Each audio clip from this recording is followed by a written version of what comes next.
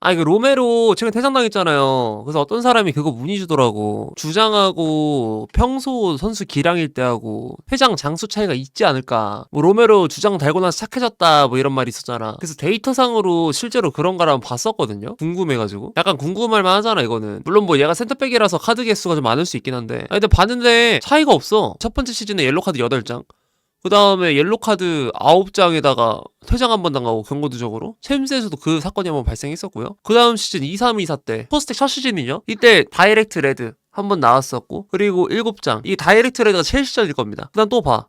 2425 유로파리그 2장. 그리고 이번 시즌 역대급 페이스인데, 이게 왜 역대급이냐면 2425 시즌하고 지금 출전 시간 300분밖에 차이가 안 나는데 옐로카드 발생 비율이 2배로 늘었어요. 레드카드가 2번이야. 진짜 별 차이가 없어요. 지금 어디서 얘를 막 성숙해졌나 이렇게 보기도 힘들고. 그리고 개인적으로 SNS로 계속 이제 구단하고 대립구도를 만들고 있는데, 왜 불만인지도 알겠고 문제가 있는 집단이 토트넘인 건 알겠지만, 정확히는 그 집단이라는 게 보드진 말하는 거죠. 근데 그럼에도 불구하고 그 공개적으로 계속 티낸다는 게, 물론 내부에서 많이 싸워 왔겠지만 이거는 전에 그 누구야 마레스카나 이런 사람들한테 말했던 거랑 똑같은 기조인데, 공개적으로 이런 인플루언서 기질을 가진 구단 내 스타 선수가 말을 해버리면 그거는 안 좋은 인식이 어느 정도 생길 수밖에 없어요. 그 구단에 관해서. 아, 이거 구단 병신 됐구나 이 생각 들 수밖에 없는데, 이 새끼가 자꾸 그 지랄 하니까 나도 계속 토트넘에 가는 인식이 더 안 좋아질 수밖에 없고, 거기 더불어서 로베로 그 다음 경기 맨유전 존나 중요한 경기인데 여기서 바로 퇴장당했죠. 운때가 안 좋은 것도 있음. 그렇게 SNS에다가 스토리라인 딱 만들어 놓고 부정적으로 토트넘을 바라볼 수 있었던 건덕지가 될 만한 사건이 발생된 직후에 이제 감독이라는 프랭크는 뭐 얼마나 부진을 하고 있고 이 부진의 원인이 되고 있는 원흉이라고는 하지만, 어찌됐든 감독인데 인터뷰에서 받는다는 내용이 로메로가 떠날 것 같냐 뭐 이런 인터뷰 받고 있고요. 거기에 앉혀져 있는 건 솔직히 말해서 인간 대 인간으로서 약간 커버를 치자면 좀 곤란하긴 하단 말이에요. 그냥 멜로의 기사에는 막 로메로가 떠날 거다 이런 말도 많은데도 불구하고 재계약을 하지 않은 상태에서 이 말을 하면은 그나마 이해가 되는데, 토트넘하고 종신계약까지 지금 맺어놓고, 이거 종신계약이야 사실.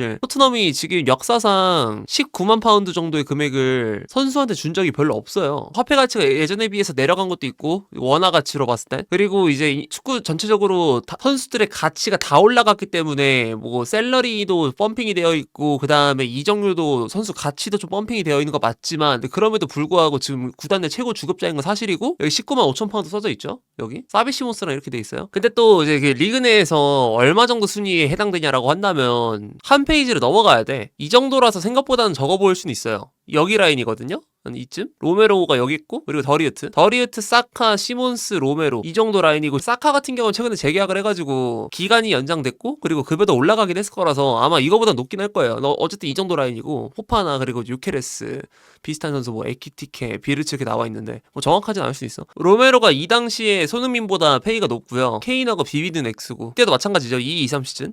그리고 이제 2호 2룩으로 넘어와서 이 정도 페이를 받는 건데, 지금까지 내가 축구 보면서 토트넘의 최고 연봉자 선수가 이즈라란 건 처음 봅니다. 진짜로. 그러니까 정확히는 구단하고 계속 대립구도를 만들면서 본업에 관해서 미스, 누수가 계속 생기는, 물론 결승골을 넣어줌으로써 팀을 구해준 건 사실이나, 근데 그의 결승골은 생각보다 큰 반전을 가져오진 못했고 결과적으로. 그리고 출장 경기 수가 지금 애초에 에이스라는 선수가 이번 시즌 1700분 이 정도인 거는 좀 더 많아야 돼. 센터백인데. 그리고 센터백은 나 개인적으로 혹사가 좀 적게 들어가는 포지션이라 보거든요. 근데 되게, 그래서 로메로랑 토트넘의 이 구도를 보면 되게 묘한 게요, 로메로는 내가 여러 번 말하지만 토트넘이 취하기 힘든 수준의 선수인 건 맞는데, 근데 지금 하는 꼬라지나 시즌 내에 보여주는 잡음이나, 그리고 이제 경고나 레드카트 트러블 이런 거 보면은, 그렇다 그래서 얘를 막 진짜 애지중지하면서 어떻게든 남기려고 막 억바하고, 그리고 막 주급 개 많이 줘가지고 남길 가치가 있냐라고 한다면 그것도 애매해요. 되게 신기한 선수예요. 양날의 매력을 다 갖고 있어. 그래서 원래는 주장을 함부로 파는 게 쉽지 않다라는 입장이고, 그러니까 주장이 예를 들면 브루노 페르난데스처럼 뭐 슬슬 전성기가 지날 수 있지 않냐라는 우려를 받고 있는 나이도 아니고, 98이면은 지금 28이거든요. 센터백은 게다가 필드 플레이가 다른 때보다는 더 수명이 좀 길다고 보는 편이라, 그래서 아마 한 5년은 더 쓸 수 있는 건데 얘를. 근데 그 정도 수명이 남은 선수를 지금 바로 처분하는 것도 좀 이상할 수도 있고 해서, 웬만해서는 나는 얘를 안 보내는 게 맞다는 입장이긴 한데, 근데 계속 이러면 보내도 이상하진 않아. 근데 문제는 뭐냐면 토트넘이라서가 아니라 어느 클럽이어도 토트넘 내에서 상대적인 거예요. 그러니까 이게 그 리그 내에서 상대적으로 봤을 때 생각보다 별로 안 높을 수 있는데, 토트넘 내에서는 굉장히 높은 편에 속하니까 이 정도 급여를 받고 있는 선수를 함부로 팔기도 힘들어가지고, 계약 기간 지금 보면은 3년 남았어요.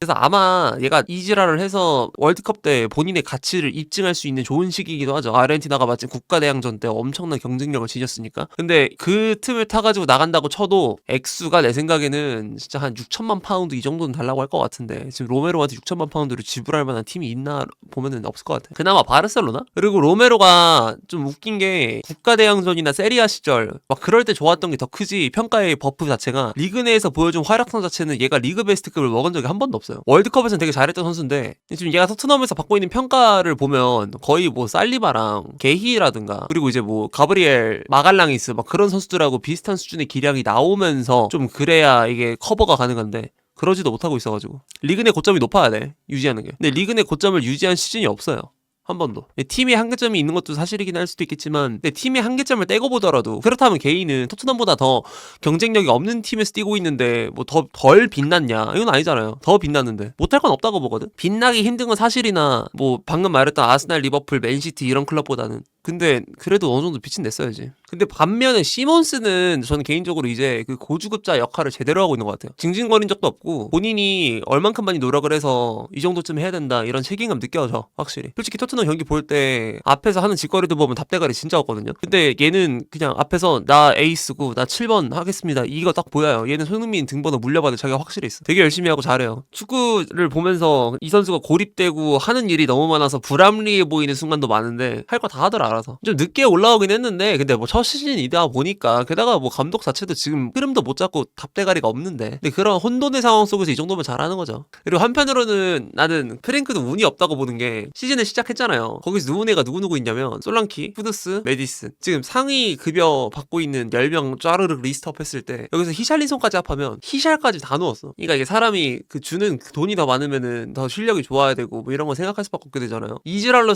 시즌을 스타트 했어. 그나마 커버할 수 있는 거. 부상이 좀 많았어. 근데 저 개인적으로 이 경기 이건 토트넘이 이길 거라고 봐. 팀의 상태가 나는 뉴캐슬이 토트넘보다 답이 없어요. 그러니까 더 잘하고 있냐 못하고 있냐 저울질이 아니라 얼만큼 피해가 더 크고 얼마나 이 경기에 임할 때 디버프를 많이 안고 있고를 따져봤을 때는 난 뉴캐슬이 좀 더 크다고 봐. 여기가 더 안 좋아. 여기는 지금 최근에 체력이 다 갈려가지고 토트넘보다 확실히 불리해요. 게다가 원정길이야 이거. 얘네 지금 이거 구단 버스든 비행기든 이동하는 수단이 있을 거 아니에요. 그거 생각해서 거리 대충 감안하면은 그리고 체력 누적 피로도랑 이거 본머스랑 연장전까지 갔거든요. 승차까지 갔어. 이때부터 시작을 합니다. 3일 간격으로 뉴캐슬하고 맨시티 봤을 때 이거 총력전 다 가했으나 2대0으로 졌죠. 심지어 이때는 뭐 2대0으로 빨리 졌다 그래서 뭐 카드를 빨리 빼가지고 체력 안배를 했다거나 이런 거 없었어. 그냥 끝까지 딱 뛰었어요. 그냥 계속. 울브스랑 경기할 때도 힘 다 줬는데 이거 원정 가서 무승부였네. 그렇잖아. 관리가 거의 없었네요. 그냥 토날리, 볼테마데, 고든 이거 퍼진 정도만 딱 관리해주고 나머지 다 뛰었네. 트리피어가 생각보다 지금 최근에 출장한 경기 수가 진짜 많거든. 그리고 이제 빌라전 볼까요? 이때도 풀타임 뛰었네 트리피어. 이렇게 해서 쫘르르 다 뛰었어. 그 다음에 PSG랑 뉴캐슬 이 경기도 몰랐잖아. 마지막까지 희망 걸려 있었잖아. 저거 이겼으면 챔피언스리그 직행이었거든요. 그래가지고 총력을 다할 수밖에 없었고 이 경기 멋있었어요. 인정합니다. 그 다음에 총력전 4대1 털리고 총력전 3대1 털려.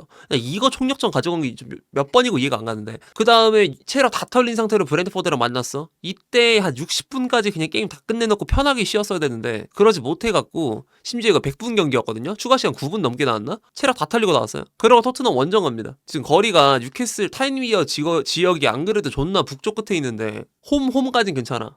이건 이제 선수 체력 피로 누적도 말고는 뭐 고려할 게 없죠. 근데 이제 울브스 이거 버밍엄 근처에 있거든요. 버밍엄까지 쭉 날아가. 그 다음에 다시 홈으로 가. 홈 한 경기 더 치러요. 근데 여기까지도 3, 4일 간격이야. 파리 갑니다. 리버풀 가요. 맨체스터 갔다가 뉴캐슬 왔다가 런던 가요. 그 다음에 또 버밍엄 갑니다. 카라바흐 개 지옥 원정길 가요. 이거 악순환에 갇혀있는 뉴캐슬이라서 저 이거는 토트넘이 이길 수 있다 봅니다. 그리고 뉴캐슬 이번 시즌 개 받고 있는 이유 같은 거 살짝 들춰보자면 트리피어 아까 출장 시간 좀 지나치게 좀 많아지고 있다 하잖아요. 얘가 지금 못하고 있는 게 난 당연하다 생각하거든요. 애초에 36살짜리 풀백한테 체력적으로 모든 분배가 완벽하고 잘 뛸 거라고 매 순간에도 결함이 좀 적을 거고 리브라멘토만큼 해줄 거라고 기대하는 게 잘못됐다고 보고 이 상황을 만든 새끼부터 욕을 해야 되는데 전 그게 에디 하우라고 보는 게 이번 시즌 뉴캐슬의 가장 큰 부진 원인은 여기라고 보여지는데 홀이 이제 복귀를 했어요. 14분 29분 뛰고 벤치였다가 선발 뛰었어요. 근데 갑자기 문제가 있나봐. 4경기 빠져. 이 와중에 무슨 일이 있었냐. 리브라멘트는 이제 90분 단위로 다 뜁니다. 이거 한 경기 77분 뛰었네. 아스날 이거 뭔 경기인지 아세요? 살리바한테 무릎 부상당해가지고 이 경기는 감독이 빼준 게 아니라 어쩔 수 없이 얘 못 뛰니까 보행을 못하니까 뺀 거거든요. 그러고 나서 5경기 빠져요. 이 가운데 루이스 홀 같이 빠집니다. 이때 제 기억상 이때 뉴캐슬 퍼포먼스가 진짜 아쉬웠어. 그래서 그 홀하고 리버라멘토 같이 빠졌을 때 경기 보면은 2승 2패 했거든요. 근데 2승 2패를 한 라인업이 뭐 예를 들면 뭐 아스날, 토트넘, 첼시, 맨유, 뭐 리버풀 이런 팀 껴있는 게 아니라 웨스트햄, 풀럼, 브라이튼, 노팅엄 상대로 2승 2패 했어요. 이거부터가 개사고인데, 근데 그 다음에 또 리브라멘토가 지금 출전 못한 3대1 경기 이거 브렌트포드한테 졌던 거 11라운드 홀 13분 뛴 거면 거의 못 뛴 거예요. 그 다음에 루이스 홀 복귀하고 에디하고 이게 난 되게 컸다고 보는데, 이거 한번 부러진 거 아스날전 때 사고 난 거 저거 사고라고 봐. 근데 그 다음에 미친 새끼가 그 선수 복귀하자마자 풀타임 갈아 넣기 시작해요. 또라이가 90분을 내리 연달아 5번 다 박아. 근데 여기서 리그만 있냐? 아니야. 유럽 대항전도 있어요. 유럽 대항전 이거 마르세유 경기 나와가지고 리브라멘토 60분 뛴 게 전부고, 60분 뛴 게 전부라는 뜻은 90분을 뛰지 않은 경기가 저게 전부라는 뜻이야. 복귀하고 나서. 그 다음에 레버쿠젠 90분 갈립니다. 그러고 나서 또 부러지죠. 시백이 안 부러지고 100이나 부러져가지고 3경기 결장. 그 다음에 좆됐다 싶어가지고 27분만 출장시켜. 이거 풀타임 바로 뛰기면 안 되는구나. 그 다음 45분 출장시켜봐. 그 다음 또 부상. 이래서 6에서 좆됐거든요. 근데 얘가 지금 3월달에 복귀한단 말이야. 지금 루이스 홀 혼자서 모든 통나무를 들고 있는데, 얘는 뭐 복귀도 늦었고 본인의 풀핏을 올리는데도 늦었으니까 이런 거를 좀 당해도 싸다라고 생각할 수 있긴 하지만, 솔직히 뉴캐슬 경기 많이 팔로우하는 입장에서 보면은 좀 불쌍해요. 뛰는 거리의 양이 진짜 많아 보이고, 왜냐면 얘가 커버하는 동선이 좌측면에서 보면은 뉴캐슬 센터백들이 스프린트가 느리다 보니까 풀백이 내려와서 보조를 해줘야 되는 경우가 많단 말이야. 그래가지고 덴번하고 보트만 같은 똥차들 때문에 얘가 좀 수비적으로도 뛰는 거리가 많은데, 근데 공격 시에 얘를 진짜 다양한 동선으로 다 써요.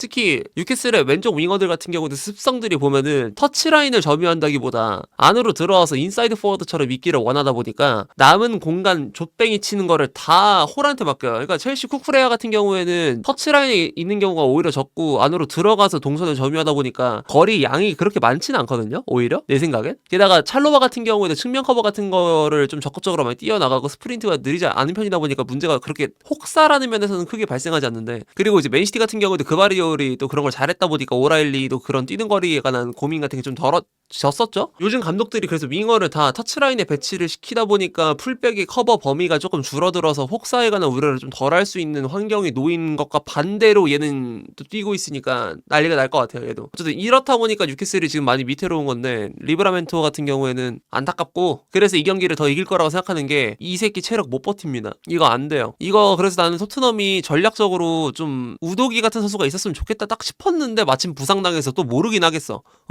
우도기가 이런 애들 그냥 개 털어먹을 수 있거든요. 워낙 스프린트 좋고 터치라인에서 공 잡았다 하면은 다 찢어 발길 수 있으니까. 근데 그 옵션이 사라졌고 해서 좀 걱정되는데, 근데 내 생각에는 오도베르 이거 좌측 배치하면 털기 쉬울 것 같아요. 오도베르 스프린트 되게 좋더라고. 또 최근에 토트넘이 오도베르가 되게 잘하고 있다 보니까. 소우자는 솔직히 나 데이터가 잘 없어서 모르겠고, 트리피어가 어느 정도냐면 일단 경기 체력도 안 되고 기량도 별로여서 어제 교체 카드 되게 인상적이었는데, 갑자기 그 트리피어를 빼고 센터백을 안 넣는 거예요. 그래서 뭐지 싶었는데 루이스 홀이 오른쪽을 가고 덴번이 왼쪽 풀백 보고 있더라. 근데 개 웃긴 게 뭔지야? 난 얘가 너무 잘한다고 생각하는 게, 루이스 홀 우측 풀백 커버를 보는데 생각보다 오류가 적어요.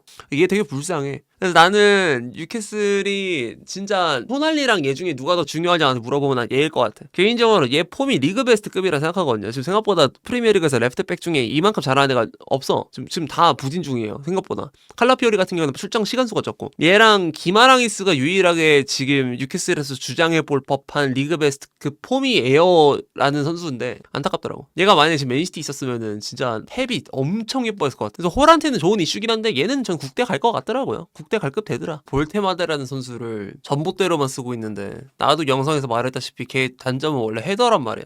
단점까지라고 하긴 애매할 수도 있겠지만 특징이라고 해야 되나? 그 신장 대비 머리를 잘 못 쓴다 생각보다. 그게 특징 중 하나였고, 무거운 몸을 지녔지만 진짜 우아하게 볼을 차는 선수인데 미트로비치 쓰듯이 쓰니까 되게 신기하더라고요.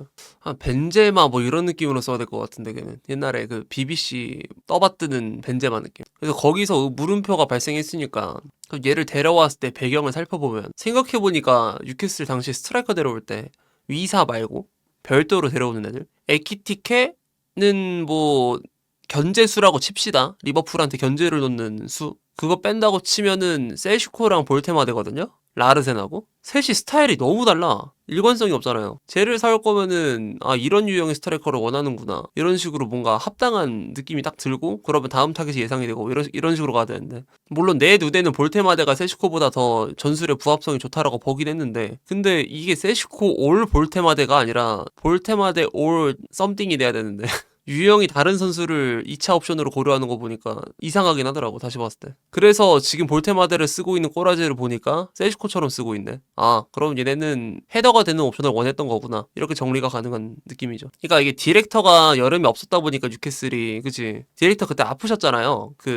정확하게 기억 안 나는데 병명이 그냥 진짜 위험한 거였어. 그냥 생명이 위험하고 그 다음에 업무를 하기 힘들 것 같은 신체 상태였던 건 맞는 것 같은데, 그래서 디렉터가 없는 상황에서 혼자서 영입 관련 스카우팅이나 아니면은 뭐 픽 같은 거를 정리해 놓는 거를 감독이 했던 22년도에 첼시처럼, 뉴캐슬도 25년 여름에는 그렇게 했던 것 같은데 에디아우의 픽대로. 근데 마침 또 리그컵도 우승을 했겠다. 뉴캐슬이 뭐 우승을 한 게 거의 100년 만이었으니까 그래서 맡겼더니 대참사가 났죠. 그래서 그 감독 막 다르고 헤드코치로만 쓰는 거 족같아 하는 사람들 많은 거 아는데, 근데 레스터도 헤드코치가 아니라 그 매니저까지 다 할 줄 아는 감독, 감독한테 즉 많은 권한 같은 거를 안겨다 줬을 때 팀이 강등당했죠. 그때 실제로 로저스가 디렉터들 말 무시하고 그냥 선수 막 사왔다고 하니까. 그리고 첼시도 마침 포터랑 함께 개박살난 시즌을 맞이했고, 뉴캐슬도 이번 시즌 보면은 홈 승률이 곱창 났거든요. 퍼센테이지는 기억이 안 나지만 뉴캐슬이 평균 12승은 했어요. 평균 12승 4무 3패? 뭐 이 정도는 했더라고, 최근 3년 동안 홈에서만큼은. 근데 이번 시즌 벌써 4패인가 3패 나와가지고 패배 개수는 다 채웠는데 승리 개수가 벌써 5개가 채워져야 되는데 남은 홈 경기 개수가 6경기인가 7경기인가 그래요. 그럼 그 경기에서 5승을 챙겨야 이제 본전은 딴다는 거지. 본전으로부터 존나 멀어져 있죠. 이미 끝난 거지, 시즌. 물론 뭐 기적을 만들 수 있는 여지가 있는 건 맞지만 아직까지의 상황으로 평가를 하라고 한다면 에디 하우에 관해서는 긍정적인 말이 나올 수가 없겠지. 실제로 이번 시즌 펼치는 리빌딩이 되게 공격적이었고, 램지 사온 것도 이해도 되고 다 이해되는데 아예 이해가 안 되는 영입은 없다고 보거든, 이번 시즌 뉴캐슬에 관해서. 다 데려올 법했던 선수라고 보는데, 근데 성적이 있다고 인 걸 보면은 선수 데려온 것까지는 그렇다 쳐도 시즌 운영 자체를 못하는 감독으로 낙인을 찍어야 되지 않나, 이 정도면. 하우에 관해서 아까 그 리브라멘토랑 홀 혹사 얘기도 했잖아요. 리브라멘토 망가진 거 그 맨시티전에 바로 복귀시켜가지고 뭐 승리 딴 건 알겠는데 그 다음 경기 휴식을 준다거나 뭐 이런 것도 없이, 그리고 여름 이적 시장에 최소한의 풀백 자원을 알아보지도 않았고, 이번 시즌 챔피언스리그 티켓만 땄으면 진짜 빅클럽 될 수도 있었던 거였는데 그거 못해가지고 일확천금의 기회가 날아갔지, 눈앞에서. 가장 중요했던 건데 챔피언스리그 플레이오프를 가지 않고 16강 직행을 갔으면 리그컵에 욕심을 내도 아무 말을 안 해도 되거든요. 못 갔는데 왜 그런지도 모르겠어. 지금도 승점 관리 정말 기적적으로 잘하면 유로파리그로 나갈 수는 있고요, 진짜 정말 잘하면 챔피언스리그 턱걸이 가능하거든. 근데 그 한나 컵 대회에 눈이 멀어가지고 지금 스노우볼 완전 안 좋게 굴러갈 것 같아서 기대를 놓는 게 좋을 것 같아요.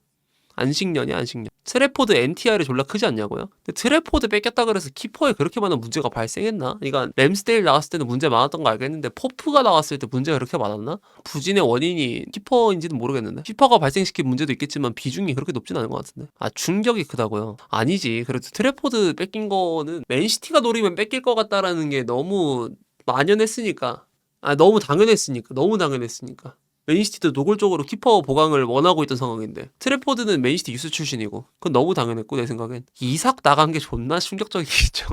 난 그게 더 컸던 것 같은데, 이삭이 갑자기 완전 그 공격적인 태도로 나왔으니까 그게 훨씬 컸던 것 같아. 팀 분위기도 그렇고 시즌 초반에 스트라이커 없이 출발했던 것도 이삭의 영향이 너무 컸고요.